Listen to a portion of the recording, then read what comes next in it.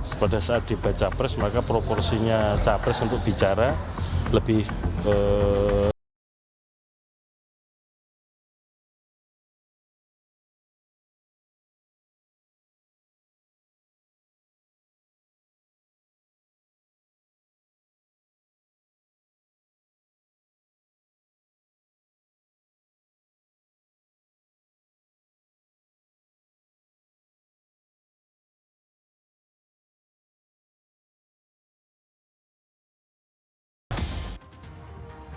Cawapres nomor urut 1 Saudara Muhaimin Iskandar memastikan akan mengikuti tahapan dan mekanisme dari Komisi Pemilihan Umum terkait debat Pilpres mendatang. Terkait perubahan format debat, Ketua Umum PKB menegaskan pihaknya tak mempermasalahkan hal tersebut.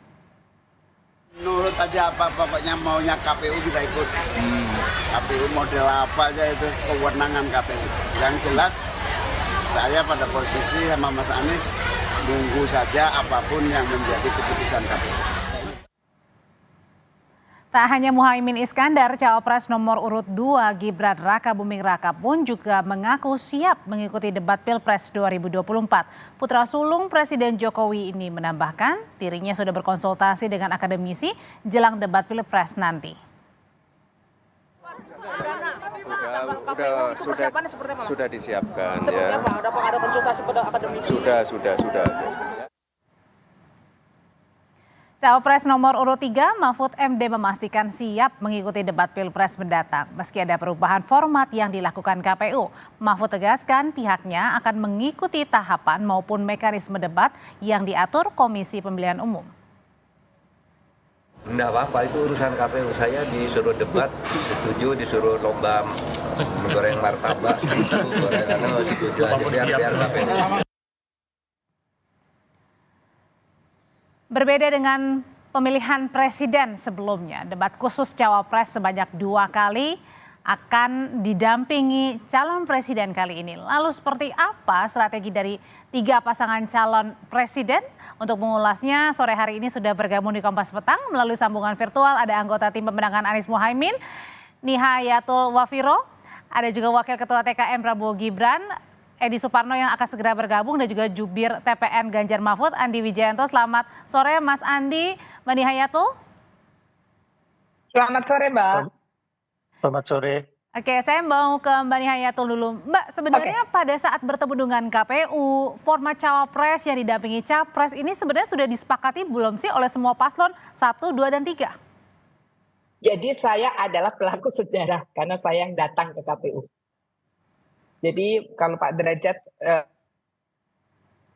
di press release-nya tidak menulis nama saya, kalau belum kenal saya perkenalkan nama saya Nihayatul Wafiro, co-kapten di Timnas Anies Muhaimin. Jadi saya yang datang di tempat itu. Dan yang disepakati baru 2 Mbak, yang disepakati baru 2 saat itu di KPU. Yang pertama adalah debat dilaksanakan di Jakarta. Jadi kalau awalnya adalah diskusi bahwa debatnya ini apakah satu pembukaan kick off-nya di Jakarta atau habis itu ke tempat lain. Akhirnya disepakati adalah satu, debat itu dilaksanakan semuanya di Jakarta. Lokasi berarti tempatnya ya? di KPU atau di tempat lain itu belum diputuskan. Ya, lokasi. Yang kedua adalah waktu debat. Waktu debat itu tanggalnya. Yang pertama adalah disepakati tanggal 12 Desember, tanggal 22 Desember, tanggal pertama tanggal 14 Januari dimajukan tanggal 7 Januari, lalu tanggal 21 Januari dan tanggal 4 Februari. Itu saja. 2 poin itu yang disepakati ketika di KPU. Nah, selanjutnya apa yang lainnya? Hal-hal yang lainnya seperti komposisi, lalu mekanisme, lalu topik dan sebagainya, KPU meminta kami dari 3 tim paslon ini untuk membuat surat resmi. Yang disampaikan ke KPU. Nanti kemudian KPU akan mengundang kita untuk memutuskan. Begitu kesepakatannya tanggal 29. Jadi kalau format itu sampai baru tahu sekarang ini, belakangan ini? Jadi sebenarnya waktu itu sempat didiskusikan tapi kita belum sampai pada kata finalnya Mbak, belum kata finalnya seperti apa, formatnya seperti apa, belum ada sampai itu dan kita diminta untuk mengajukan usul lewat surat resmi. Dan kami tim Amin boleh tahu waktu itu usulannya apa Mbak Wafiro? Oke, panggil Nini saja ya Mbak ya. Oke, soal Dan format biasanya aja saya Mbak. Biar nanti saya mau nanya Ya. ke masing-masing tim juga nih. Oke, formatnya Timnas ini poin 1. Timnas Amin merekomendasikan setidaknya 2 agenda debat antar pasangan calon presiden dan wakil presiden. 2 debat antar calon presiden dan 1 debat untuk antar calon wakil presiden dengan komposisi urutan sebagai berikut. Debat topik 1, debat antar pasangan calon presiden dan calon wakil presiden, jadi berpasangan. Yang kedua, debat antar calon presiden. Yang ketiga, debat antar calon wakil presiden. Yang keempat, debat antar calon presiden. Dan kelima, debat antar pasangan calon presiden dan calon wakil presiden. Jadi ada 2 kali debat yang itu kita minta untuk berpasangan, yang 2 kali debat untuk calon presiden dan 1 kali debat untuk calon wakil presiden. Dan itu tanpa kami pendampingan ya? kita tidak persoalan pendampingan dan tidak, karena posisi kita pada posisi yang ini. Dan sebenarnya kalau dibolehkan, sebenarnya kita ingin mengusulkan debat itu 6 kali atau 7 kali ya, biar semakin detail. Tapi karena di PKPU-nya kita hanya 5 kali, jadi kita berpegang pada. Oke, sekarang saya mau ke Mas Edi dulu, Mbak Nihayatul. Mas Edi, waktu itu sebenarnya kan katanya juga diminta usul, termasuk dari tim Paslon 2. Waktu itu usulan debatnya seperti apa? Apa yang diusulkan dari tim, Mas Edi? Baik, terima kasih. Kita sesungguhnya mengusulkan apa yang pernah disampaikan oleh KPU sebelumnya.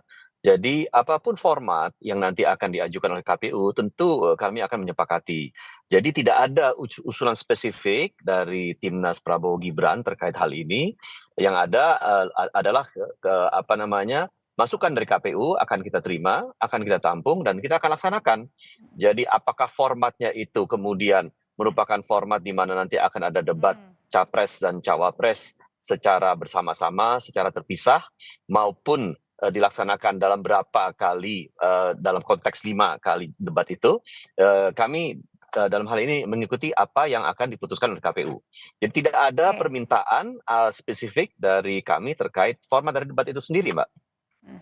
Oke, jadi serahkan aja, kami percaya ke KPU gitu ya, Mas Edi ya? Ya, karena penyelenggaranya kan adalah KPU. Jadi kita serahkan pada penyelenggara. Oke, saya ke Mas Andi. Kalau dari tim sendiri, Mas Andi, ini menyerahkan juga nggak sih semuanya ke KPU atau ada usulan-usulan yang memang diusulkan oleh tim pemenangan? Kami memberikan usulan detail sesuai permintaan KPU. KPU meminta usulan tertulis yang kami sampaikan hari Jumat jam 4 sore. Di usulan itu secara format kami mengusulkan 5 kali, 2 kali capres, 2 kali cawapres, lalu 1 kali pasangan. Tema-tema debatnya per debat 1 sampai 5 sudah kami usulkan. Kota disepakati di Jakarta, tanggal disepakati sesuai dengan usulan KPU. Lalu kami juga mengusulkan format debat dalam bentuk podium dan town hall. Kalau untuk usulan misalnya cawapres, ada pendampingnya capres, ada usulan juga dari tim nggak, Mas? Kami ikut undang-undang dan penjelasan undang-undang bahwa debat itu ada debat capres dan ada debat cawapres. Ya, tidak diatur tentang pendamping di undang-undang dan penjelasan. Oke, tapi keberatan nggak dengan adanya pendamping kalau untuk debat cawapres misalnya? Kalau itu disepakati antara KPU dengan 3 paslon, tidak masalah. Tapi prosesnya harus dilakukan antara KPU dan 3 paslon. Oke, 3-tiganya harus disepakati. Kalau Mbak Nihayatul sendiri dari tim sepakat dengan format yang ada sekarang ini? Atau ada catatan? Saya ingin menyampaikan bahwa bahwa di dalam catatan kami di Timnas Amin itu pasangan paslon nomor 2 ini meminta tidak ada debat sebenarnya, tapi penyampaian visi misi. Jadi penyampaian visi misi, dan bahkan saat itu kita catat itu betul bagaimana disampaikan sebenarnya langsung? paslon nomor 2 ya disampaikan langsung ketika rapat. Jadi bagaimana waktu 150 menit itu cukup untuk menyampaikan visi misi yang begitu tebal kalau kita ini debatnya antar calon. Jadi mereka mengusulkan tim paslon nomor 2 adalah bagaimana mereka paslon ini bisa hanya menyampaikan visi misi melalui panelis. Jadi tidak perlu berdebat, ada debat antar calon. Itu kita catat betul itu, dan kami di Timnas Amin ini terus terang kita tidak menyepakati itu, karena bagaimanapun kita butuh kualitas. Butuh melihat kualitas dari pasangan ini, sehingga yang kita fokuskan juga yang namanya debat ya berarti harus debat antar calon, tidak hanya menyampaikan visi misi. Itu Oke, kenapa sih Mas Edi waktu itu ada usulan justru nggak perlu ada debat, sampaikan aja visi misi? Ya karena memang kan ini masa kampanye kita kan sangat singkat. Di dalam masa kampanye singkat itu penyampaian visi misi program itu juga relatif bisa dikatakan tidak menyeluruh.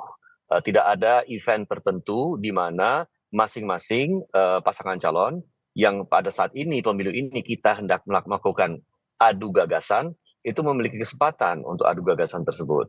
Jadi gagasan ini harus disampaikan, harus dielaborasi secara komprehensif, secara menyeluruh agar masyarakat yang mengikuti debat ini bisa memahami. Nah, oleh karena itu, itulah usulan kami. Karena memang di dalam debat tersebut temanya kan sudah Tapi Mas Edi, tercatat. bukannya dengan mempertegas gagasan itu juga harus dipertegas juga salah satunya dengan tadi ya dialog misalnya atau debat satu sama lain. Kami tidak pernah menyangkal dan tidak pernah merasa tidak memerlukan adanya dialog tersebut. Tetapi memang kita harus menyampaikan visi misi program tersebut sebagai salah satu bentuk daripada akuntabilitas kita nantinya pada saat nanti kita kemudian dipilih oleh masyarakat, dan masyarakat juga akan melakukan uji publik terhadap program yang kita ajukan. Nah, inilah formatnya dalam debat tersebut. Jadi saya kira penyampaian itu merupakan hal yang sangat penting. Oke, kalau dari Mas Andi sendiri, dari tim sebenarnya debat itu menurut Mas Andi dan juga tim penting nggak sih? Seberapa penting kalau memang penting? Debat itu mandat undang-undang dan peraturan PKPU memakai kata eksplisit debat. Jadi bukan monolog misalnya, harus debat. Itu yang disepakati di DPR dan itu yang ada di PKPU. Kami ikut saja dengan apa yang sudah ada di undang-undang dan PKPU. Kami menyadari bahwa masa kampanyenya sempit, 90 hari. Karena itu 90 hari ini pasangan kami Mas Ganjar dengan Pak Mahfud sibuk keliling. Mas Ganjar Merauke, NTT, NTB, Sulawesi Tengah, Sulawesi Tenggara, ya antara lain untuk menyampaikan visi misi supaya publik ketika Mas Ganjar, Pak Mahfud bergerak di daerah-daerah bisa mendengar langsung dari kandidat kami apa visi misinya. Kami sudah menyampaikan visi misi tentang kesehatan, tentang guru ngaji, tentang perumahan, tentang disabilitas dan seterusnya dalam 1 minggu pertama kampanye ini. Jadi kita memang harus mengkombinasikan apa permintaan undang-undang, harus debat. Karena wajib dan juga perlu itu ya Mas Andi berarti ya, debat itu ya? Iya, wajib karena undang-undang dan peraturannya memakai kata debat, tidak memakai kata yang lain. Mbak Nihayatul. Iya, benar. Jadi memang kalau kita dilihat PKPU nomor 15 ya, PKPU nomor 15 itu sudah tertulis jelas bahwa debat, dan debat itu ada debat khusus untuk presiden dan debat untuk wakil presiden. Jadi sebenarnya kalau hanya sekedar visi misi, sebenarnya kita bisa sharing saja ngomong visi misi itu lewat media yang kita miliki sekarang, lalu paslon mengunjungi tempat-tempat yang lain. Jadi kalau kami di tim Anies Muhaimin tetap harus menggunakan debat, karena ini selain mandat, ini adalah untuk waktu kita untuk mengelaborasi. Dengan waktu yang sempit hanya 90 hari untuk kampanye, ini memang sudah waktu yang sangat tepat untuk ada 5 kali debat pasangan calon presiden dan wakil presiden. Kami di tim Anies lebih menyepakati bahwa ini harus tetap debat, tidak hanya sekedar penyampaian visi misi. Kalau penyampaian visi misi itu adalah tanggung jawab dari tiap paslon. Tapi bagaimana kita melihat kualitas, ini tujuan dari debat itu. Mbak Nihayatul, sebenarnya yang dilihat tim sendiri, debat ada atau nggak ada, siapa yang paling diuntungkan sebenarnya dalam hal ini? Masyarakat. Karena masyarakat yang paling diuntungkan, karena masyarakat akan tahu kualitas dari tiap-tiap paslon yang mereka akan pilih. Ketika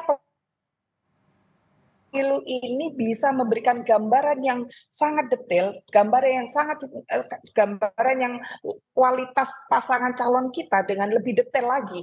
Ini yang akan mendapat manfaat paling banyak adalah masyarakat, karena masyarakat berarti tidak memilih kucing dalam karung seperti itu. Mereka akan tahu betul bagaimana kualitas dari pasangan calon ini, dan ini penting sekali. Ini juga sebagai bentuk pendidikan politik untuk masyarakat. Mas Edi, dua tim ini sudah bilang penting. Mas Andi bilang ini udah ada di undang-undang, wajib dan juga perlu. Mbak Nihayatul bilang yang diuntungkan sebenarnya masyarakat loh dengan debat ini. Mas Edi? Saya tidak memungkiri bahwa masyarakat itu kemudian menjadi yang mendapatkan manfaat terbesar, karena memang itu merupakan bagian dari tanggung jawab kita kepada masyarakat untuk mengedukasi masyarakat. Saya kemudian juga menyampaikan dalam kesempatan ini bahwa apapun yang akan nanti diputuskan oleh penyelenggara pemilu dalam hal ini, apakah formatnya debat, berapa kali debat antara pasangan calon secara lengkap, secara tersendiri-sendiri, format debatnya seperti apa, itu akan kami ikuti. Nah, tentu pada saat penyampaian pandangan kan kita memiliki pandangan yang berbeda-beda, dan itu menurut saya sah saja kita sampaikan. Nah, nanti pandangan tersebut ya tentu nanti akan dibahas. Saya pikir yang paling bijak memutuskan nanti adalah KPU, dan kita tentu sebagai peserta pemilu, peserta pilpres yang taat akan melaksanakan apa yang diputuskan KPU. Ya, tapi kalau misalnya dari bagi tim Ganjar sendiri, siapa yang paling diuntungkan? Ada atau tidak ada debatnya, Mas Andi?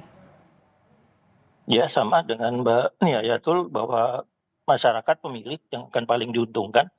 Dari 6 orang kandidat yang ada, 4 orang pernah melakukan debat. Ya tentunya Pak Prabowo pernah berdebat dengan Pak Jokowi, Pak Ganjar pernah berdebat dalam pilihan gubernur, Mas Anies dalam pilihan gubernur, Mas Gibran dalam pemilihan wali kota. Yang tidak pernah melakukan debat dalam karir politiknya itu Pak Mahfud dan Caimin.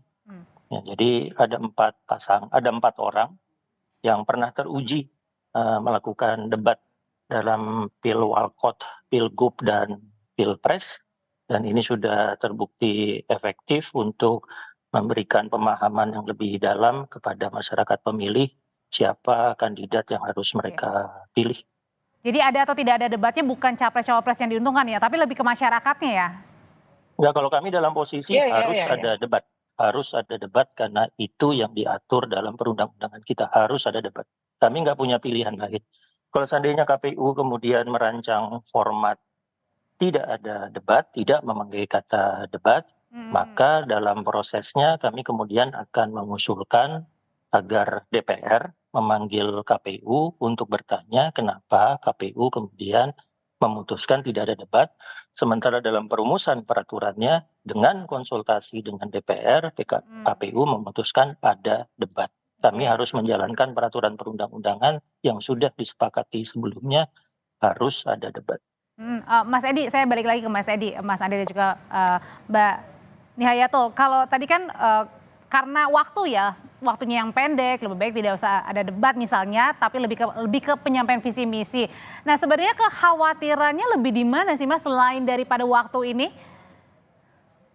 Saya kira nggak ada yang kita khawatirkan selain memang waktunya pendek kan, saya ralat mungkin kampanyenya 75 hari ya. Jadi kita memiliki waktu yang sangat pendek. Kalau kita lihat format dari kampanye para pasangan calon ya, dan itu juga merupakan format yang terjadi dari pilpres ke pilpres, itu waktu untuk penyampaian visi misi ketika kita berada. Jadi bukan karena ketidaksiapan atau kurang kekhawatiran lebih tepatnya dari misalnya tim maupun cawapres, tadi Mas Andi juga sempat nyinggung soal hal itu. Saya agak kaget kalau memang ada pertanyaan itu kepada saya, ya Mbak.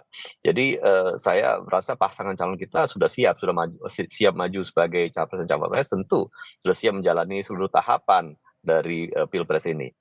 Dan tentu pada akhirnya kita nanti akan taat dan patuh apa yang diputuskan oleh KPU.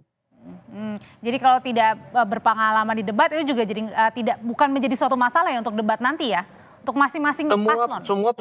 Semua kandidat, semua peserta pilpres ini pasti akan melalui program pelatihan, pematangan untuk debat, itu pasti.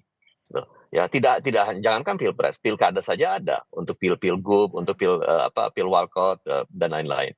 Jadi proses itu dilaksanakan dan kami juga akan melaksanakan proses ini secara baik dengan persiapan yang matang ya untuk kemudian kami meyakini bahwa pasangan calon kita akan mampu untuk memberikan keyakinan kepada masyarakat di dalam proses tersebut.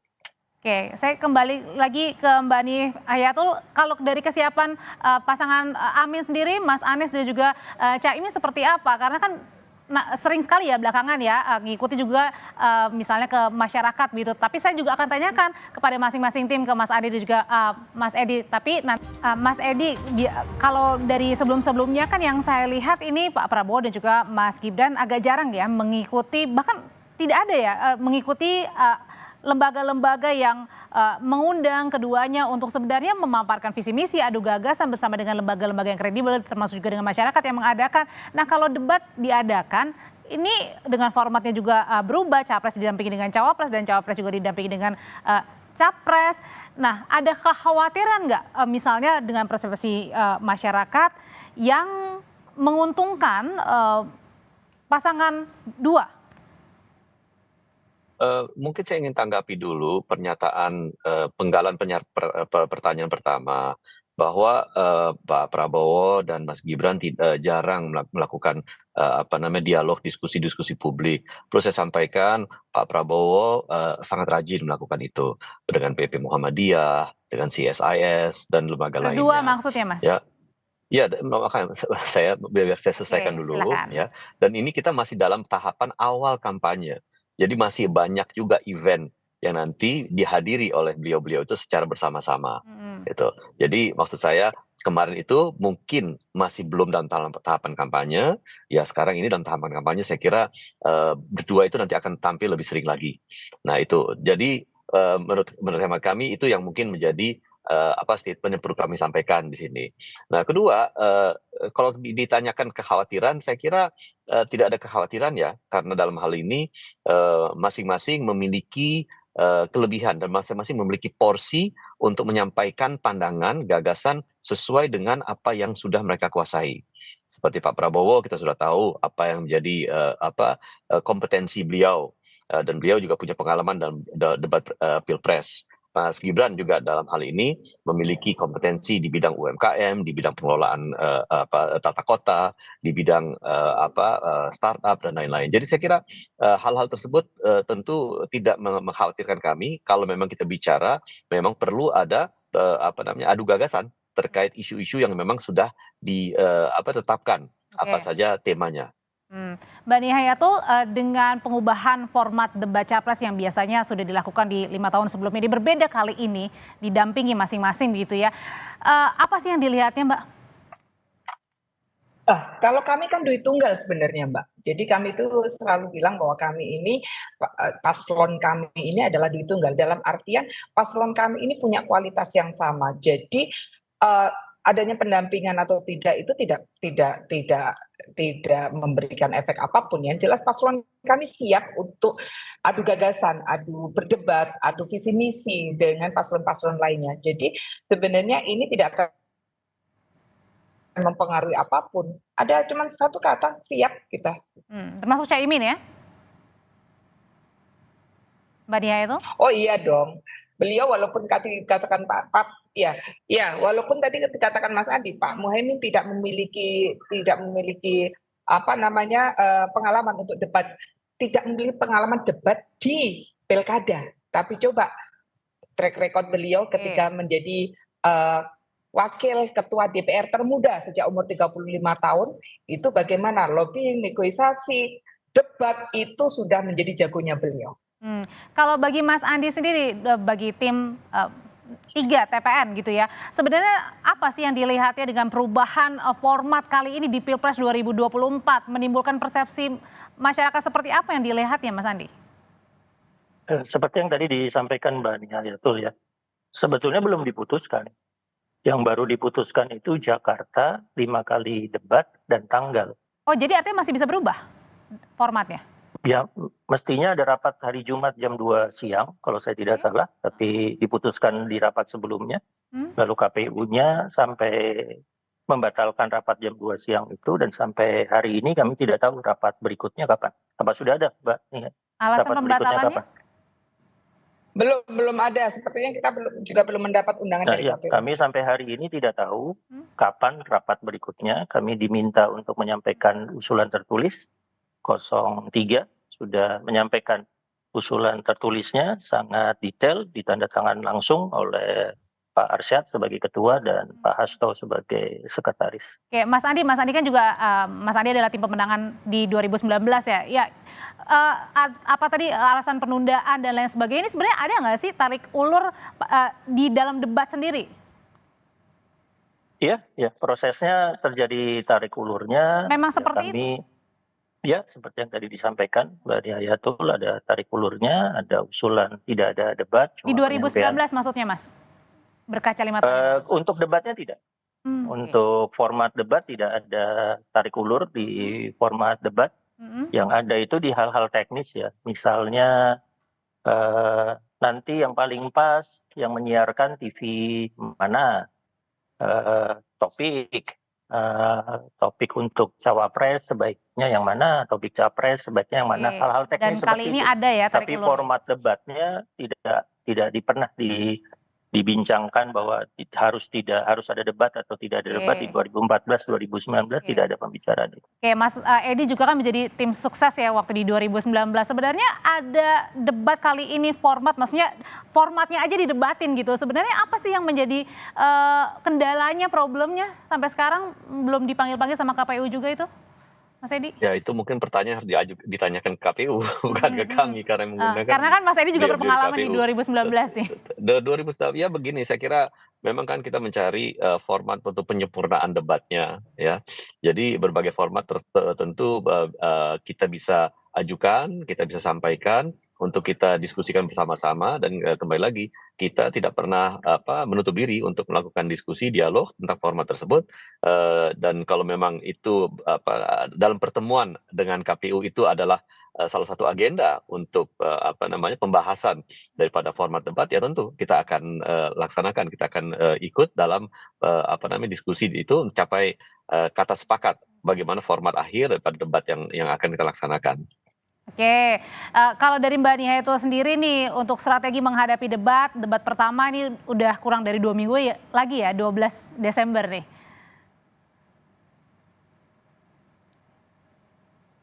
Jadi strateginya sebenarnya kalau soal skill kami sudah sangat yakin yang namanya dengan paslon kami itu sudah sangat punya skill untuk bagaimana melakukan debat, punya skill untuk bagaimana menyampaikan materi visi misi dengan baik dan sebagainya. Nah, persiapannya sebenarnya lebih pada persiapan pada ini ya, mungkin sehari atau 2 hari sebelum debat mungkin perlu break dulu, contoh seperti itu, untuk break untuk tidak keluar kota, karena paslon kami ini Pak Muhaimin sekarang posisinya sedang di daerah Riau, lalu Pak Anies sedang di Medan. Beliau tidak pernah berhenti untuk muter ke seluruh Indonesia. Jadi mungkin hanya butuh 1 hari untuk break dulu sebelum debat. Istirahat ya. Untuk menyiapkan mungkin biar bisa istirahat sebentar ya. Oke, baik. Dan untuk memastikan beliau ada di Jakarta tanggal 12 itu. Iya, jangan kemana-mana.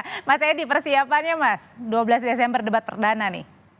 Ya, masing-masing akan mendalami materi tertentu ya, sesuai dengan tema debatnya yang akan diajukan pada tanggal-tanggal yang sudah ditetapkan.